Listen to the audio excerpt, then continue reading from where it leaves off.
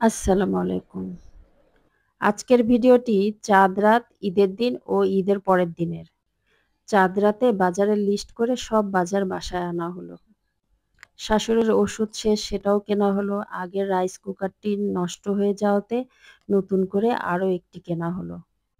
আর ঈদের দিনের জন্য সব রকম বাজার করা শেষ।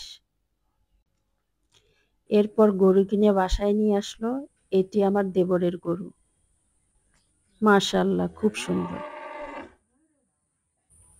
আর এই গরুটি আমাদের। মাশাআল্লাহ, আলহামদুলিল্লাহ। এই তো সন্ধ্যায় ঈদের চাঁদ উঠেছে। কি মজা! রাতেই কিছুটা কাজ এগিয়ে নেওয়া হলো। এরপর এই যে আমরা ২ জা মেহেদি দিয়ে শুকিয়ে নিচ্ছি। আর চিপস দিয়ে একটু মজা করে নিলাম। ঈদের দিনের সকালের রান্না শেষ, নামাজও শেষ। এবার এই তো কোরবানি দেওয়ার পালা। একটা দেওয়া শেষ হলে আরেকটি দেওয়া হবে। গরু কাটা শেষ, এবার টুকরো করে নেওয়া হচ্ছে। বাচ্চারা ছাদে উঠে ছবি তুলছে আর মজা করছে। বাহিরে প্রচুর গরম, সেজেগুজে অস্থির সোহা। আর ছাদ থেকে ওরা দেখছে গরু কিভাবে কাটা হচ্ছে।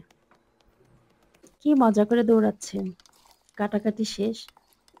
বিকেলের দিকে এই তো চুলায় রান্না বসানো হয়েছে। আর এদিকে প্যাকেট করে ফ্রিজে ঢুকানোর প্রসেস করা হচ্ছে।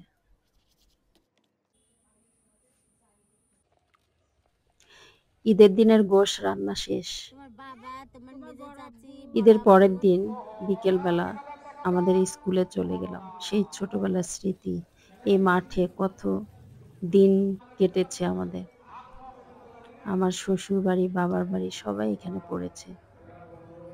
যতবারই দেশে যাই, এই স্কুলটায় আসতে ইচ্ছা করে। ফিরে যেতে ইচ্ছা করে সেই আগের স্মৃতিতে। স্কুলের ভিতরে প্রবেশ করে দেখি বড়দের খেলা হচ্ছে। চারপাশটা ঘুরে দেখছিলাম আর মাঝে মাঝে খেলার দিকে নজর দিচ্ছিলাম।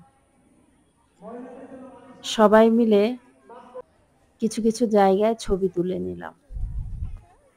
আগের কথা মনে পড়ছে, কোথায় কি করেছি, কোথায় টিফিন করেছি, কোথায় বসে আড্ডা দিয়েছি, সেগুলো মনে করলাম। সবকিছু দেখা শেষে চলে গেলাম ননদের বাসায়। সেখানে গিয়ে দেখি তাদের বারান্দায় অনেকগুলো ভুট্টা রেখেছে। আর গরুগুলা দেখলাম।